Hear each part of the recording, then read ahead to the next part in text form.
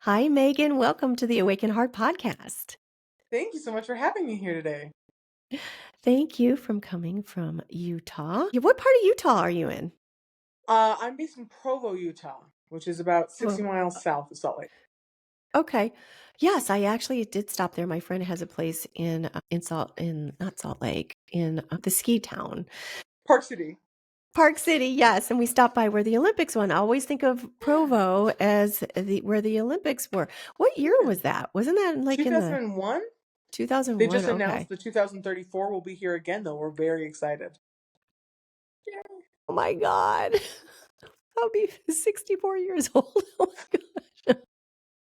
Well, gosh, you Oh, don't look a day over 20, so I think you're going to be golden. why, Just thank fine. you. Why, thank you. No, it's great. Have you always lived there or did you? I was born and raised here. Yeah, for sure. Oh, okay. It's Yeah. beautiful. I did a trip there December of 2022, I think. I went there and we went to I stayed with my friend in Scottsdale, and then we went through Sedona, and then we went up to Utah, and we stayed at a friend's Yeah. place in St. George, and then we went to Zion, and I always remembered Zion National Park because that's where I got COVID. I'm like, God, I got a headache. It must be the altitude. My brain's going to be pulled through a straw. I'm just not feeling that good. And then I had the chills and all that. It wasn't, and I took Advil, and then, yeah, I had no idea I had it, but I just thought I had a headache.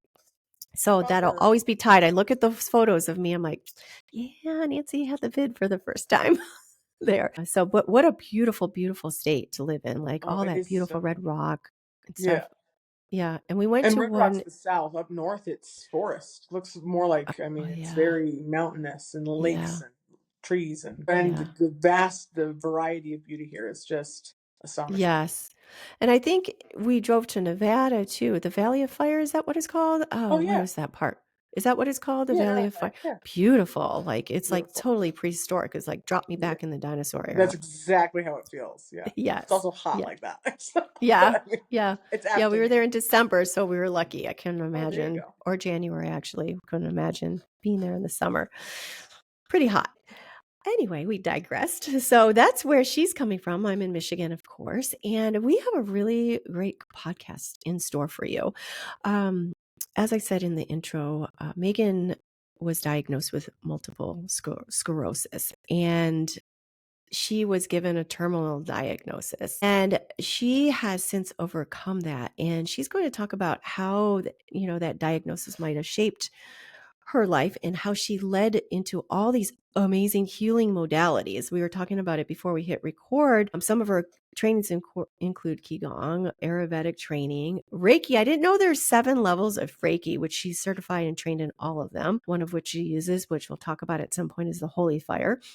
I had talked about how I was certified in 2 levels of Reiki and I just need to go to the next level. But it's amazing, all these, sound therapy, breath work. Oh my gosh. Hello. You're a toolbox of these amazing therapies. And you've traveled the world to kind of learn about how to heal yourself. And in turn, now you're using that, what you've learned and what you've experienced in your struggles, to help others and train them in a lot of these modalities as well. Can you share your initial reaction and journey following your multiple sclerosis diagnosis 10 years ago and your subsequent terminal diagnosis 5 years ago? Is that still the right time frame? Because I know your That's it. son is like 6 years old now, Yeah. and it So said yeah. you had a That's it. So 1-year-old it's baby at close. home. Yeah. Okay. Of course. Yes. So when I was 21, which was now 12 years ago, I was diagnosed with MS. It came from just being we were outside on a cruise and I got too hot and my whole body went numb. And at first I was like, it'll go away. I don't even Ugh. go to the doctor. Everything's gonna be fine. And eventually I was just like, maybe I should call like my GP and we went in. My general practitioner was like, yeah, so this is a neurological thing. You have to go, get diagnosed. And I was like, okay, this is Mm. something more than I was expecting. And so when I went and got diagnosed, at the time, I didn't even know what MS was or You're so why it was such young. a big deal. And in the first appointment, they were like, be prepared that in 10 years, like you won't be able to walk, Oh and be my God. prepared that this is what this is going to look like. And I was like, okay. And at first, I was like, this is not going to be a big deal. I'm going to take the medication that they recommend, and I'm just going to move on with my life. And for the most part, I did. Over the course of the next 5 to 6 years, lost like the ability, just the way my hands would like write letters. I had to relearn how to write.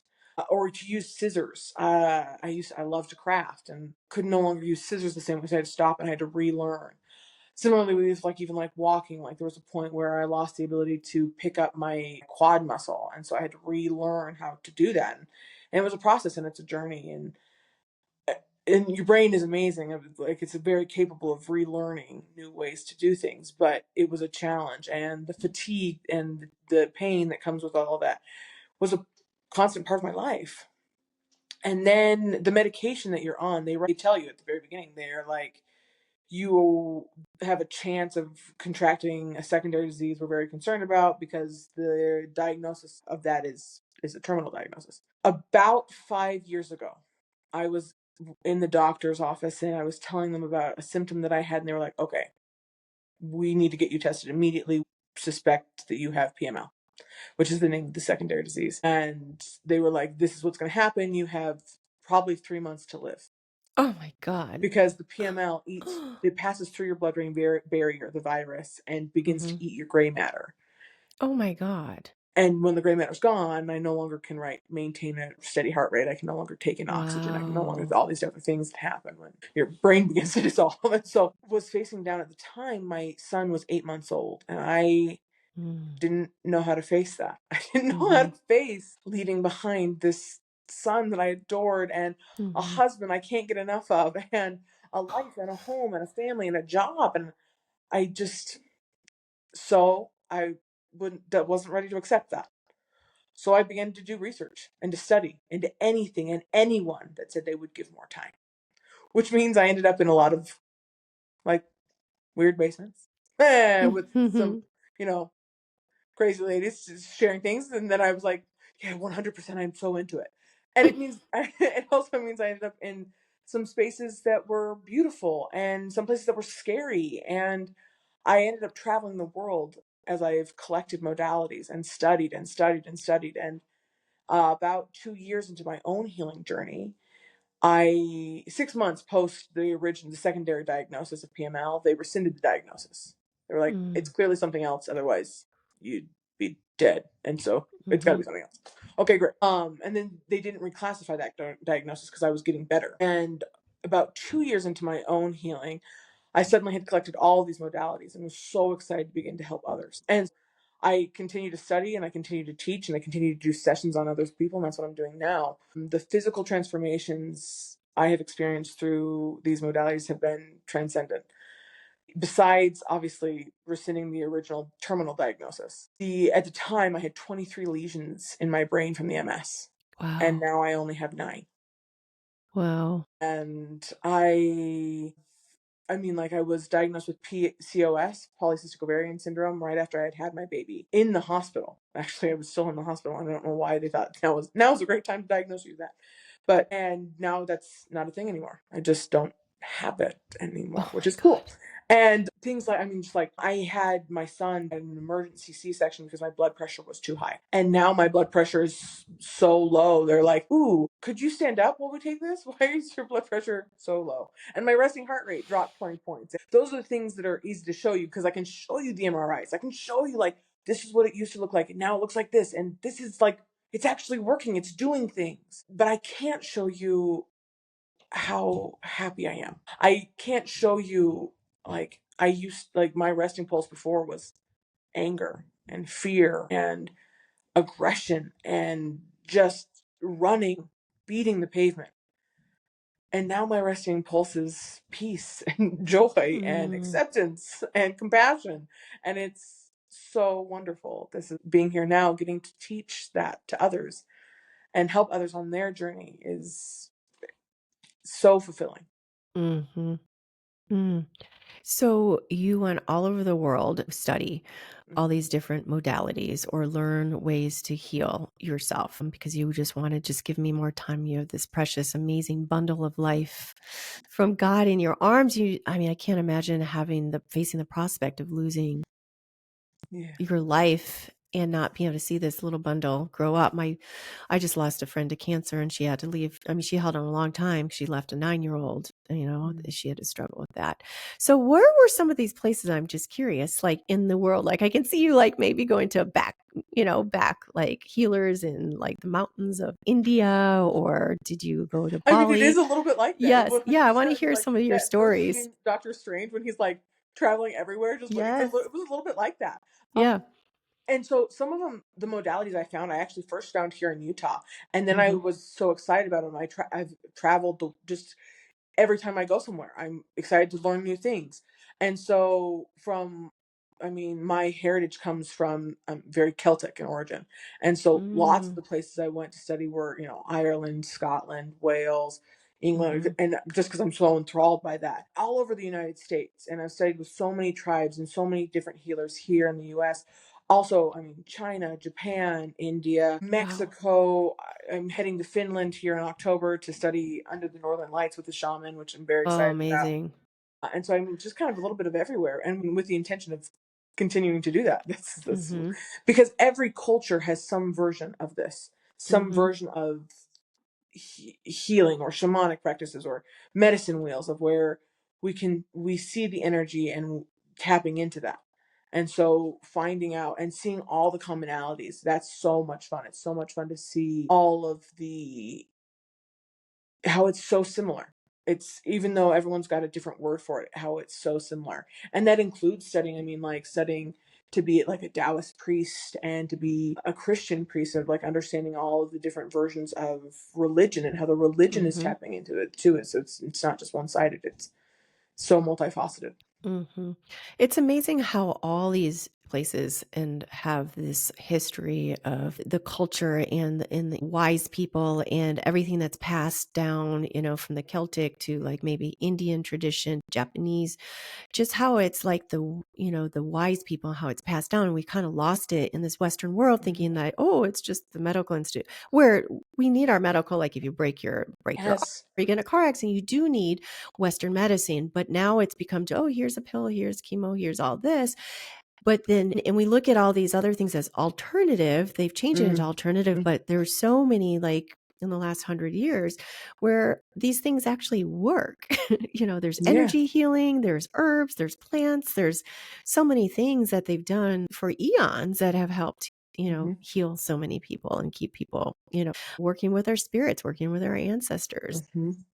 And I say that all the time. At Healing Thyme, we talk about that Hmm. we are integrative wellness, is that Hmm. please continue to see your Western medicine doctor. Absolutely. Don't have a heart attack and call me. Like, right? Don't please continue to see your therapist. Talk therapy is so Yes. beneficial. And Hmm. it's amazing. I talk about Western medicine as like they're the bandage. Like if you are in the throes of deep depression or a deep panic attack, right? They are the Hmm. bandage that's going to stop the bleeding. You have to stop the Absolutely. bleeding. And Hmm. then You go what to we the do with root. healing, the holistic side, is we want to look at why. Your Hmm. body, my body is a great example. My body could have shown up in 1,000 different ways, right? It could have shown up as like your friend cancer. It could have shown up as uh, other autoimmune disease, Yeah, I arthritis. It have could have shown up this. as any of these things. Yep. Why? Yep. MS. Yeah. Why Vitiligo. MS? Why? Yeah. Why? Yeah. Cirrhosis? Yeah. No, Why? it's vitiligo. It's really hard to see that. It's like white. It's just like How I'm dark right now. beautiful. So yeah, it's just really on my I have a little on my elbows too. Yeah, it's just this is my thing, but it doesn't like shorten my life. Luckily, I'm like, No. okay, yeah, it's No. aesthetically, but it's not going to shorten my life for, I think it's aesthetically beautiful, but ah, thank I you. think that that it's why. Why is your body showing up that way? So Hmm. once we've got a handle on like the Western medicine, which they're doing such a good job at, becoming aware of the why. But for me with MS, the why was fear. I was so trapped in the need to control my Mm, life, trying to make myself worthy and enough. And it literally stagnated the chi in such a certain way that the MS is what took hold. I was so in throes of self hatred. I hated myself so much. My brain convinced my body, my immune system, that part of me was not me. That's what autoimmune diseases are. Mm-hmm. Your immune system begins to attack itself because it can't identify itself as you. Mm-hmm. That's what's happening. And so, right, whether that's lupus or it's MS or it's arthritis, part of your brain is so powerful. That's what's happening, is that you've convinced yourself that. And so unwriting and rewriting that, for me, it was self-hatred and that fear of not being enough. And unwriting that has led to, like, right, the reharmonization and the cultivating of new things, which has been beautiful. Mm. And you talked about the energy, the chi in the body, and that's what like acupuncture does to help things moves around. And you had mentioned amongst your huge, impressive range of training and certifications, the modality of Qigong, you said, is like one of the most important, one of the most beneficial. Can you explain how that's used in the healing energetically and physically?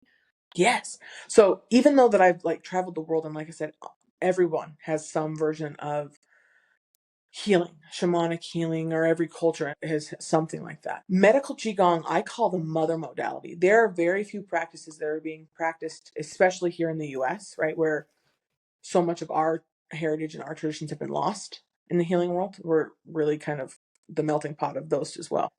I've yet to come across a modality that has not been rooted in Qigong. Reiki, we talked about Reiki. Furi Sensei studied Qigong in the mountains of China in Tibet for 30 years prior to his development of Reiki.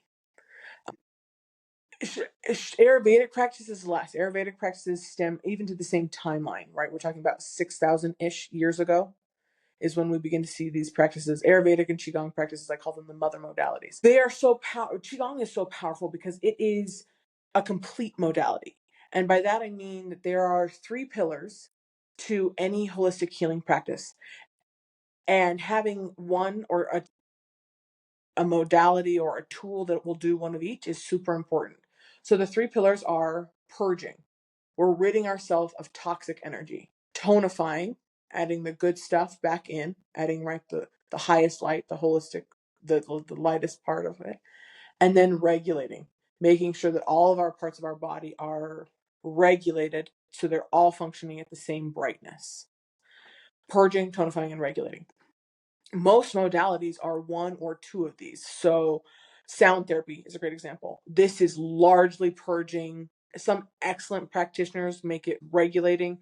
When I do sound therapy, I inject Reiki into it. So trying to add that tonification piece to make it a complete experience. But sound therapy itself, the vibrating of the instruments, is a purging technique. Reiki is explicitly tonifying. It is adding in the good light. It's 528 hertz. It's flooding your body with unconditional love. It's tonifying. Regulating breath work is hugely regulatory. Foot zoning, very regulatory, bringing you back to homeostasis, bringing you back to zero. And so the 3 pillars are great and so beneficial, but you need one of each. Medical Qigong is all 3. You cannot do it without doing all 3. It's purging, tonifying, and regulating over and over and over again, every single day, over and over and over again. And you think you're done, and then there's another layer, and you keep going and going and going. It comes the complete blend of mind, body, and spirit, where it's not just right your physical, it works on your physical structure. And that's where you start, is like changing your posture and how your posture is supporting those organs and their functions. And then, you work into the intercepting karma and how our body is working that way from a karmatic standpoint. And then even more into like, the breaths and the colors and the light and the energy, and then into like guiding the mind. We would say that the mind guides the chi and the chi guides the blood. That all 3 of these pieces are so integral. And the depth of training is also what I love from a Qigong standpoint. I am in my doctorate program. I'm working towards a doctorate in medical Qigong. It'll be a Wow. 6-year I didn't program, know and it's that. been amazing and it's Wow. beautiful. But and even still, like I'm there and I'm like, I'm going to have to start again. And I'm going to have to retake these classes because you're never done. There's more and more and more and deeper to go and more to read, more to study. And I really enjoy that there is framework around that. And so I really appreciate that as well. Mm. So that's why Well, it is certainly one of my favorites. It's also where I've experienced the most tools that I take away, and it's just so connected to everything else. That's why I say it's some other modality. It's stem. Everything else kind of stems from it, which is great. And that's what you're doing. You're going to start a certification of medical Qigong. I did, even though you told me how to say Qigong. It's QI says Qi in Right. Chinese. Qigong. Yeah. So Qigong. Qigong. The word Qigong means Qi or energy, work. Right. Well, Gong that makes meaning work sense or now. skill. Yeah. Qi. Yep. Yes. I am starting a course. This is the Foundations course. So this is Foundations, which is taught in 3 levels, 1, 2, and 3, for self-transformation. And it is all the tools that you would need for your own self-transformation, which is amazing. It's a course that I think everyone should have, because instantaneously you're going to leave with tools to purge, tonify, and regulate your own body. Mm-hmm. And every time, and it even gives you like a whole new paradigm and ways to think through problems that are coming up. And the great part about it is that the exercises and the movements, like when you see someone doing Tai Chi in the park, you're like, well, those movements don't seem like they're much exercise, but they are, and they're changing, they're Moving transformative. energy. Yeah, it's this movement, this slow and easy movement that we're all trying to reinject back into our lives, right? We're trying to reintroduce this concept. How many of us are running around stressed out of our minds and panicked, and we've got overwhelming things going on in our lives, and we're looking for the way to slow. Even the way we exercise is kind of aggressive. Run on the treadmill for 13 miles, or I'm gonna, like, how much can I deadlift in a single go? Okay, well, that's like really intense. So Qigong, which Tai Chi is a branch of martial Qigong, which is why I mentioned that. Mm. This slow movement, and even like the cultivation of every piece of you. It's really beautiful, especially with our world where the diagnosis of ADHD is excelling and accelerating, and depression and anxiety, and the inability for our minds to stay focused. In Qigong, I have taught a number of Qigong classes. I have also done a number of Qigong sessions, and the reason that Qigong is another reason I love it is because there are so many pieces to keep your mind focused on it when you very first start, that I mean, like, the ADHD is no longer a problem. The anxiety and letting your mind fall asleep at night is just no longer a problem, because you're so focused on, I'm going to stack my ankles, and I'm going to do a Kegel and lightly close my anus at the same time. Am I doing that? Is it too tight? Am I okay? Okay. And then I can sink even deeper and deeper. The pieces and how it's taught is stacked up on that is really kind of cool, how it slowly and surely erases those things. And yeah. Pretty amazing. Pretty Yeah. amazing, because you're doing such slow and, movements. I have seen some women, they're doing some, and it just seems so beautiful, feminine, like back to our ancestry, where she's sitting and she's just doing these beautiful movements in her meditation. I can Yeah. see how that, it's just, It's yeah. just, and allowing the flow, yielding to that, Mm-hmm. surrendering to it Mm-hmm. is a whole journey. And learning how to surrender to it is even more something that I'm still working on. I mean, this is the best part about teaching, is the reason I teach, the reason I do sessions, the reason I help others now is because that's the next part of my own healing. Mm-hmm. I show up and I do my exercises and my energies so I can show up as a conduit to learn from you, to learn from the clients, to learn from the next place, is Mm-hmm. because there's always more, and there's more learning, and there's more understanding, and there's more, and that comes from being able to stand explicitly as a conduit, and that comes from, again, Mm-hmm. the practices, which is great. Mm-hmm. Allowing it to come and move through you into others. Yeah. That's beautiful. So how do you integrate these practices when you work with your clients? I mean, you have so many different modalities. So do you do a mixture of them? I mean, you've got so many. I saw your room with all your I know. healing room We have and all all the your things. crystals. Yeah, the Yep. gong.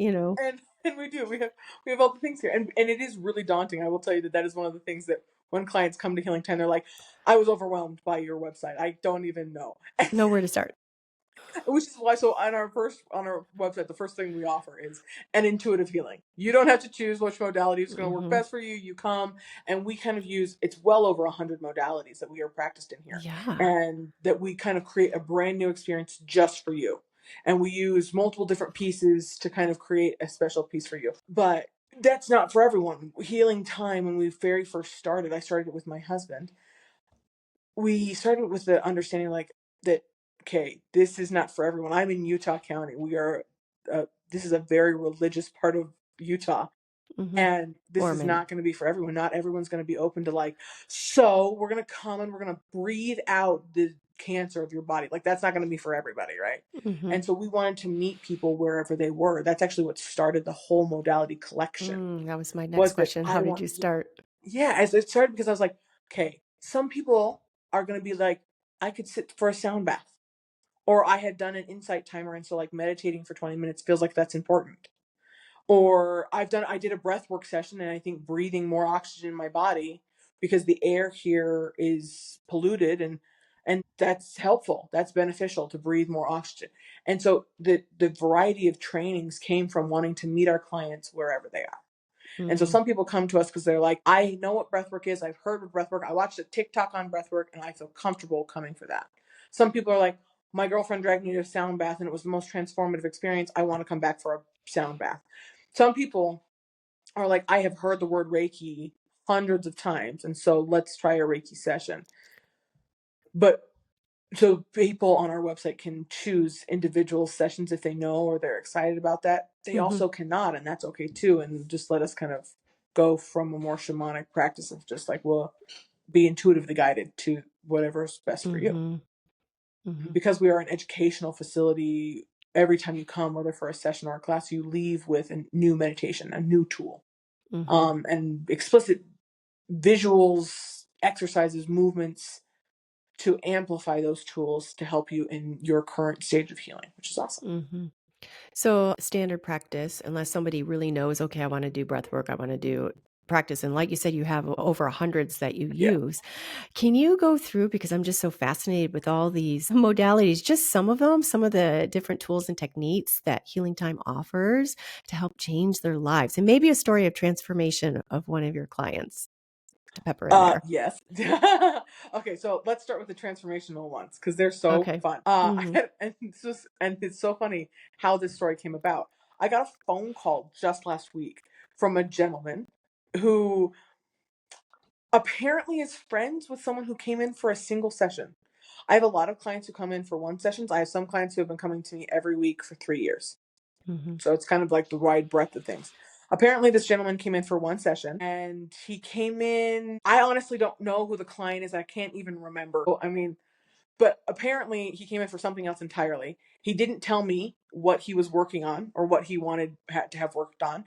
We just kind of did a little short intake, and then he got on the table, and I was guided by the chi alone. I'm watching where the energy is stagnating, where it's pooling in your body, and we just began to clear it. We purged his whole body, tonified, and regulated his body. Apparently, after the session was done, I told him about stagnation in his shoulder, and I said, have you torn your rotator cuff or had a surgery here? And he was like, yeah, I had a surgery there on my shoulder a year ago. And I was like, okay. And so I mentioned it during the session of like, we cleared some of the things there and we moved on to talking about other things in his body. So then cue forward to last week. Apparently, whenever the session happened, this guy calls me and he's like, so you healed my friend's shoulder. I was like, no, I didn't. But I'm sure that he came for a session or something. And he was like, yeah, that apparently he came for one session and you like healed everything. I was like, oh, whoa, we've got to correct some of the language there, but okay. And so he was so excited about coming in. And I was like, I don't even remember working on anyone's shoulder recently. He's like, yeah, it was like a month ago and he was in all this pain and now his shoulder's all better. I was like, didn't work. And I told him, I was like, I think maybe I'm happy to help you, but I think you're maybe talking about a different healer because I haven't worked on anyone's shoulder. So, I mean, like things like that. And it happened in a single session. He's never been back to me. It's just kind of a funny thing. What are some of the other more powerful ones are I work a lot on geriatric care, cancer specifically. I do a lot of cancer work. And some of that's just like making them more comfortable, easing them into like end of life care, which is a journey. But one of my favorite ones that's now 2 years ago, I was working with multiple geriatric cares of just like end of life care, hospice cares. And I was fired from 4 different clients within like a 2-week period. And I was like, okay, I don't want to do any more geriatric cares. It's really hard on my ego. And I don't know why I keep getting fired. And I kept getting fired because they were getting better. Oh my They were God. looking for end of life. And I was like, okay, I can understand that we were ready to be done. And I'm over here like, suddenly their oxygen rates are up and their heart rates up and they're walking around now instead of just being bedridden for the last 6 months. And so then I got fired. I was like, that's okay. I can understand that. So those are maybe some of my. Individual clients or from a facility that you were They were working at? individual clients where family members had contacted me, and And they it was wanted to interesting. I go I and they and usually you they yeah. wanted to go and you made them They better. wanted to go, and that's why they hired me Mm. originally. They were like, "Can you help just bring comfort as because they're at those end of life stages. There's usually so much pain, and Oh there's so much God, my just dad died. discomfort." And so they were like, "Can you come and bring more comfort?" And I was Mhm. like, "For sure." And the energy Death is so doula? great Are at you a that. death doula? I know there's people that are. No, that's not, and it's Mhm. not even what I specialize in. Because Mhm. again, the death doulas are there to help you through the death period, and Mhm. what I'm doing is making them better, which is Yes. hard. Yeah. And so less like Ugh, it was a little bit of a challenge. Yeah, those are too maybe some good. of my favorite. Yeah, those are maybe some of my favorite stories. But there are all kinds. So in Utah, we have an epidemic of opioid abuse. Mm. Just Oh, I is, didn't know that. which is a challenge. I remember one of the very first clients I ever worked on, once I started working on clients, came in, and at the end of the session, I asked, like, show me anything that's not supposed to be there. I was so new to practicing. What I visualized was just this gunk at the top of his body, and so I began to pull it from his fields, and I was like, I don't know what this is, but I'm being shown it, so I'm just going to clear it. And when he came back to the space and he opens his eyes, he sipped up, and he was like, I have never felt this light. I've never felt so painless. I've never felt so Mhm. good. And I was like, wow, this stuff is working. I'm loving it. That's great. This is what I want to share with the world. And so I get him up. We do our outtake. We walk him out of the room, and he's not 3 steps from my doorstep, and he collapses. And I'm like, oh my god, I have to call 911. He's like, no, there's just my I in so much pain. I was like, okay. Upon further investigation, he had been taking an opioid in excess for years and years. Mm. And what I had cleared was the opioid. Mm. And the feeling of that lightness, but the second he stepped out of my space, It came I back. have to confront, right, the pain. So we brought him back and we put it back into his body and slowly begin to clear it from his Oh, system yeah. So it was instead of almost doing it like all at cold once. turkey. Got it. Wow. And so part of it was just that, I mean, like at the very beginning, I was like, I have all these cool skills that I can totally remove this. And I did it without thinking that this was going to affect anybody later. And it totally did. And so, I Well, mean, yeah. yeah. At least you had recognition. Oh, Yeah. yeah, this is what it was. Oh, And this then you is what I just did it want. slowly. Yeah. And then now is he light and He's free of been, as opioid? far as I know, I mean, Mhm. when we finished clearing it from his system, he hasn't used opioids in the last 3 years, as far as I know, Mm. which has been great. Oh, And that's finding more wonderful. and more of that ability to like tap into that space that I need to be high or I need to be drunk or I need to be, Mhm. you can get there right. I cultivate that in my own body. I can cultivate that through breath work, or I can cultivate that through the energy Yes. work. And I can tap into that space anytime I want Yep. with a clear mind and be able to control my body. And I don't have to serotonin dump and then spend the next month rebuilding that ability to Mhm. make myself happy right again, which is Mhm. great and it's wonderful. And so it's a beautiful piece to that. There's so many ways that you can get that feeling. Like I've done ayahuasca and twice, 2 night ceremonies each. And it was pretty amazing. It was really Yeah, great, but I've gotten that way with breath work just from breathing. 100%. And I don't necessarily feel called. I'm glad I got to, work with that plant medicine, the spirit of, the Aya, Yeah. Mama Aya. She's beautiful and amazing. She's always with me. But then I find some people almost get addicted to, like, Mhm. I've done ceremony where they go every month. And I'm like, I couldn't imagine drinking that stuff. Like, Yeah. but they become addicted to going back and forth with that. What do you think about something like that? So I actually teach classes on this of like, if Mm-hmm. you have the intention of journeying in any form with whatever medicine you feel called to do. And I actually work with a number of guides and shamans because the part Mm-hmm. that's often missing from those experiences is the integration. Mm-hmm. You've now learned, and that because the medicine, that's why we don't call it medicine, right? The plants or the things that you're taking, anything you're putting into your body from here is not healing. It's not doing the work for you. It is illuminating what it could be like. And so then your job is to do the work. You have to do The the work. integration's You got to important integrate it afterwards. afterwards. And if you're not, or you don't have the tools to, right? If I don't have the tools to purge old patterns, bring the light to the new patterns, and then regulate the rest of my body that still needs to be healed, okay, I'm going to be stuck in the same patterns, and I go back and I journey over and over again because it feels like I'm learning new things when in reality I'm learning the same lesson over and over again and not integrating it. So for sure, I think that journeying can be a great, and it's a beautiful cheat code that, I mean, the guides, right, like grandmother Aya are beautiful, that come from those types of experiences. But being aware that afterwards the work has to be done. And I don't think that journeying monthly is a great thing. I think that being aware is a great example. It takes your body 4 to 6 months for your liver function to come back from an Aya journey. Wow. Oh. So be aware of that, and be aware that, like, I have got to, my body is taking a huge toll to do a journey like that. When you, right, I'm going to go do psilocybin, I'm going to go to shrooms, your body dumps the serotonin. And I talk about it like think of like a muscle, or your stomach. Your stomach is a great example of, like, when I overeat and I overeat and I overeat, my stomach can suddenly hold more food. Ever hang out with a teenage boy and you're like, how are you eating 6 pizzas whole? My stomach couldn't even hold that much. You're training your stomach to hold more stuff. Similarly with serotonin, when you do, or any of the neurotransmitters, right? When you are doing meditations and practices and exercises, you're growing your ability to hold more of that in your body. And so that when you, right, go into a journey and the dump of serotonin, which is what causes the hallucinations and the lights and the colors and the revelations and things like that, it drains the whole sac. Just like if I fast for 3 or 4 days, my stomach begins to shrink in size. Okay.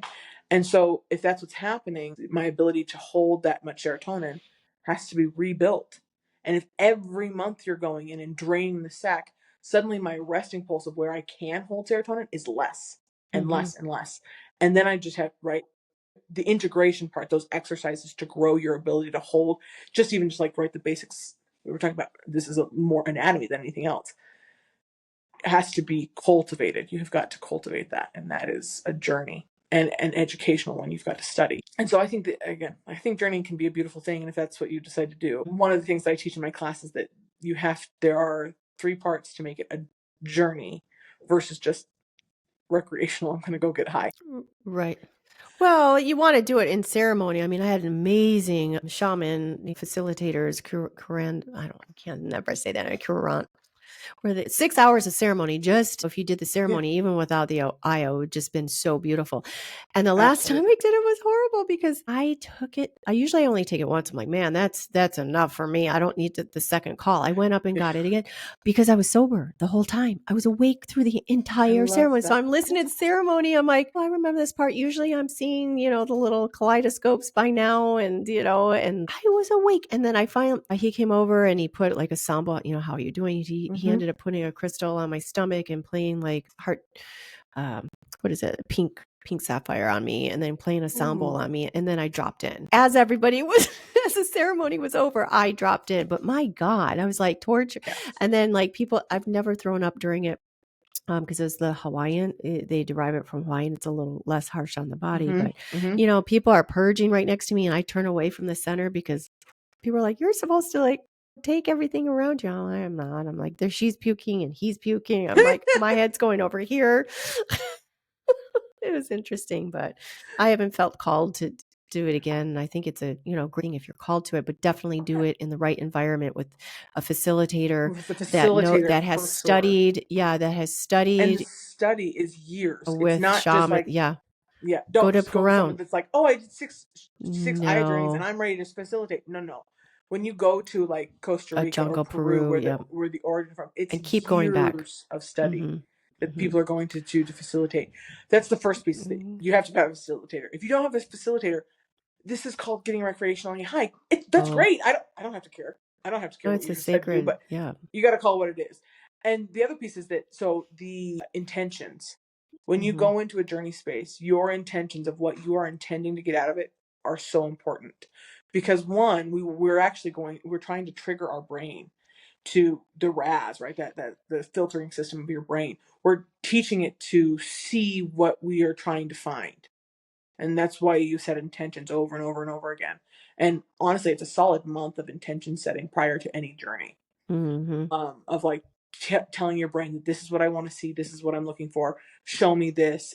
That's as much of the journey as anything you're going to put into your body. And the third part is that there needs to be a pre and a post. And by that I mean that like there is some sort of diet or restrictions of like, I'm going to cut things that are taking my chi. Eating excessive amounts of meat is causing you to lose so much chi. Drinking alcohol, 2 weeks before right? they give you. It's causing your body. You have to use so much energy to digest and consume those, and so cutting those and making that sacrifice in advance while you're setting these intentions, and then it's the post. You have to have integration, and there has to be lessons, and there has to be classes, there has to be study. That's the part that I do the most, is that I pair up with multiple guides and shamans, anybody that's hosting journeys really, and give, including in their pricing. It's just like, it includes 3 sessions from me. And we help with the actual on the table work of like helping them readjust the lessons that they found, and then giving them the tools, giving them the tools so they can do the work, because we don't have the tools and you haven't been given them from birth. You haven't been learning them, right? And so the tools we have are very limited. Of like, I listen to the insight timer every day. That's a great tool. How are you ridding yourself of the actual negative energy? How are you alchemizing this? Do you have a tool for alchemization? If not, let's learn something. And so that's what we do here, is that teaching. So how has your understanding of health and wellness evolved through your experiences and training? One of the big ones is that the learning that the separation of that my physical body is different than my spiritual body. That's different than my mental faculties. That those 3 things are different and need to be treated differently has probably been one of the biggest developments of my wellness, was that every piece of my physical form is also spirit, is also mind. And that it's when all 3 of those are working together that I'm able to find true healing. Not just, right, coping, or even just not progression, right, but prevention, or even removal, right, going back in time. And that's probably been one of the biggest lessons for me, and one I'm still learning, that there's still more to learn about that, about how to integrate more and more of my physical body with, and removing that separation between the 3 and allowing them to be one. Well, because they are one, because really Yeah. when you break down what we are, what is it? We're 99.9% space, and we're all, what we see in front of us is actually an illusion. It's all It's an vibrating little illusion. dots. Yeah, Little that's an dots. So it's all illusion. tied together. We're just pure And that, energy with like meat suit around it. yeah, So exactly. And that, like, the meat suit is what we're so focused on, like, of the imagination that, like, I have 80 years, 90 years on this planet in this meat suit.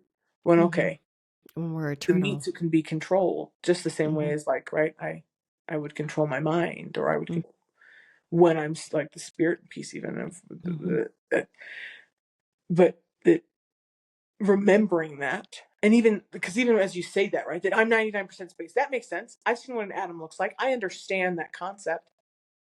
But in the Western mindset, I understand it with this. Yes. I've learned that with this. And so, like, from a logical standpoint, Yes. I completely understand. And I'm like, yeah, I understand. But my body has forgotten. I like that remembering. The journey of healing is only remembering. You don't ever hold a baby in your arms and think, gosh, they're too small to hold all the light that they are emanating. No. You don't ever hold a baby and think, if they could just be better at this, or better, or more of this, or no, they come so perfect. And as a mother, I'll tell you that, like, when I hold my child even now, I'm like, wow, he is a complete person, even though he's only 6. And it's so perfect and it's so beautiful. If that's the case and he's that way, that means that at one point I was that way. and I've forgotten how to be that way. That's beautiful. And I can return and I can Yes. become that again. Yes. Oh, that's such a, And if that you hit ever home. That's forget, go beautiful. ask your mom. I promise. Yeah. Your mom remembers, and she Yeah. knows what it was like. Mm. And that love for yourself is a huge piece, and finding that Mm-hmm. and finding the trust in that. That's beautiful. I'm going to take that with me. I got to remember that. So, what advice would you give to others who are facing the similar health challenges that you had, besides taking a lot of your classes and getting, healing from you? What would you suggest to them? I mean, of course, I wish I lived in Utah. I'd be at your house every week or your Yes. facility. So, what advice would you have for someone that might be facing some terminal illness or some devastating diagnosis? So often, what we're doing here is about getting out of your own way, setting aside that mind piece, that continuing striving. The greatest gift that the Western mindset has given us is that desire to be driven, to move forward, to charge forward, and to keep like that beating the pavement. It's actually was a great gift, because it means that we are constant searchers. We're looking for more, to do more, to be more. Don't give up that gift just because you've been given a diagnosis. Use that gift as a tool to spurn you into finding further healing, Mm-hmm. to unwriting the paradigms that you have been given and forced into. Mm-hmm. The freedom that comes from that, the safety that comes from that. I mean, I have had clients that I've lost to terminal diagnosis. I've had family and friends as well. But those that I've had the opportunity to help, I would rather end my life, even if my life ended now, right? Even if out of some crazy thing, whether from a diagnosis or I got hit by a bus, I would rather have it end this way now, where I've gotten to experience this peace and this love and this joy. It would have been worth it. And so seeking that, and for yourself, there's that thing that we say it as an idiom in America of like, I'm not doing this for my health, right? And usually it's like, I'm saying that in my business world, right? Where I'm not doing this project or this whatever for my own health. The reason the idiom's so funny is because that would insinuate the only things that we do unbidden are for our own health. And I don't think that's always true. Mm-hmm. We're not doing things for our own health all the time. And if your actions, if every day are not for your health, then what are they for? Why are you doing that? Mm-hmm. Find hope in that. Yeah. There's more. Beautiful. Beautiful. How do you maintain such a positive mindset and continue to inspire others despite the challenges that you face? It's all the work that you've done to really discover yourself in all these other modalities. You've got such a positive energy and a positive mindset, and you exude that. And I can tell you're so passionate, your healing journey and what you have to offer others through all these amazing healing modalities that you now integrate into yourself and use with others. Well, I mean, I think that you, first of all, note that you caught me on a really great week. Oh, I just came through a huge death last week I'm where, sorry. it was just heavy of like, Oh, and when I say death, I mean like the part of me that I let die. oh yeah. And so letting that part of like an old thought pattern or old, like an old neurological pathway of like letting it die.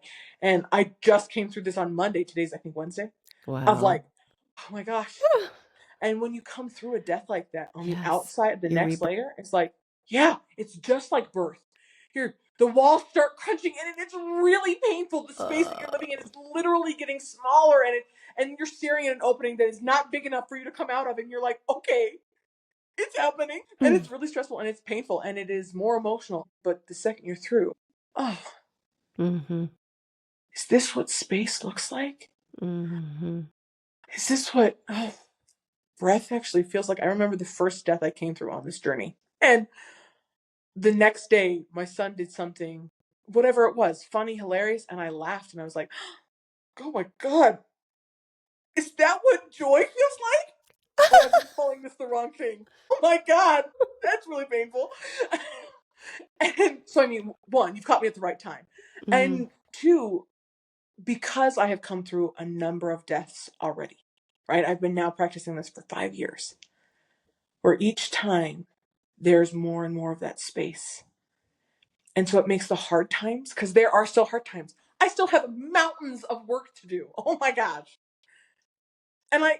But I know that the next death is going to feel even better. And the one after that, there's going to be more space, more light, more joy, more of everything. So it makes the times when I can feel that death, or I'm feeling that, easier, because I know that I just have to keep doing the work. And the skills don't change. The tools that I have, even though I've continued to study, I said this in the beginning to you of like, I've studied all over the world. And what's funny is that all the tools are actually the same. Everyone's using the same tools. It's just different words that we're using to describe the exact same thing. The tools haven't changed. The tools are so easy to learn and gather that every day I wake up and I do the exact same skill set. I do the exact same set of purging, tonifying, and regulating every day, knowing that it's bringing me a little bit closer to that death. Because on the other side, there is this positivity, this joy, this feeling of love and compassion and peace. And with that comes the physical healing, where maybe today the lesions in my brain are just a little bit smaller, or the pain in my body is just a little bit less, or today I'm able to experience joy if I've been on like SSRIs, right, for the first time a little bit more. And it comes from just the continue, again, like I said, it's actually kind of a gift, the Western mindset concept of like, just keep going, just keep pushing. It's actually kind of a great, beautiful thing, a gift to be given. And allowing that space. Yeah. Space. And the space. To walk the fire. You're allowing yourself to walk the fire because you know on the other side is. Yeah. And the thing is, I mean, like, it's amazing. Every time I come through death, it is like that first breath a baby takes, where I'm like, oh my gosh, there's just so much space. And it's so much space. And I mean, there's a quote from in Qigong where we say, you will go through 10,000 deaths in a lifetime. 10,000 deaths. Right? Right. And 100-ish years. It's like 100 deaths a year. It's exhausting. Little and I'm deaths, only doing big like deaths. 1,000 of those a year. I'm only hunting those down tenfold. Because the space is intoxicating. People that, right, we talked about journeys a little bit here, about like endlessly doing journeys, or even we talked a little bit about opioids or alcohol that are endlessly doing those. It's like that, where it's invigorating to go and to find those deaths. I tell people all the time that my own journey is, I'm on the hunt for the things that are hard. I'm looking for them. Every time I come across something, I'm like, this is making me really angry, or this is really hard at work. I can't deal with this one point. I'm like, oh, when I'm so excited, and I'm going to go tell this. I mean, right, usually it's an employer or a friend where I'm like, oh, I'm going to go thank them because whatever this is that they've just turned up, I'm so excited to deal with. Because on the other side of that is more of this. Yay! And so finding more and more ways to be that way and to find more and more of those deaths, those hard things are what we're looking for. When we get injured or have a disease, that's what it is. It's the universe coming saying, deal with this hard thing. Exactly. And that's a gift. It's something to be grateful for. Beautiful. So how can people work with you? Where can they find you? Your website? If you could give us any of your social handles. Of course, I'm going to put a lot of it in the show notes because you have so many accolades. But if you can share, I know you shared some of the things that you have that you're working on that you're pretty excited about. Some of these new programs, certifications. If you could let our audience know, that'd be great. Yes. So Healing Thyme Utah is our website, www.healingthymeutah.com. We would love to help you. All of our sessions can be done from a distance or in person. And so whether you live here locally or you live halfway across the world, we'd love to help and be of service. You can find us on Instagram and social media, where the handle is Healing Thyme UT, and we share tips and exercises and ways for you to help yourself. We also have coming up trainings. Medical Qigong Foundations 1 starts in September. It's a great course. It is being taught in person and virtually, so you can join no matter where you are. We also are doing a Reiki training that is done virtually and in person. which if that excites you, we'd love to have you join. We also are doing a work-life balance retreat come in November that is being released today. And so if you struggle with that and you're looking for new tools about how to have balance in your life, this is a great retreat to come to and come enjoy the beautiful mountains of Utah. And so you can find all of that information on our website and more reading, more education, and our blog is chock full of great tips on how to do that. Wonderful. And I do love the aesthetics of your website. Thank you. Go on over and check it out and all the things that Meagan has to offer. Well, Meagan, this has been wonderful. I have one more question before we go. And I ask all these guests, is the name of my podcast. And I want to know from you what it means for you to live with an awakened heart. I absolutely love the name of your podcast. It's so Thank beautiful. you. An awakened heart. I think that the same way we talked about remembering, that word awakened indicates our ability to listen, our ability to allow our heart to lead versus letting us forcing our mind to take control, to try and manipulate our lives. Leading with an awakened heart, leading with that open heart, brings peace and joy, and finding that first opposed to second, or whenever I have time, or whenever I have. An awakened heart only comes with consistent opening. Beautiful. And so it's a beautiful thing. Consistent opening. I love it. I love it. Well, thank you, Meagan, for joining us today. And I hope everyone goes and seeks Meagan out and all her amazing offerings. Like everything is, she offers pretty much everything that I've known about. Like you can find what you're looking at. And if you don't know what you're looking for, she'll intuit it in your first session and then build it around you. So thank you, Meagan. Appreciate you coming on today. Thank you so much. Thank you. Have a wonderful rest of your day. Bye. Bye.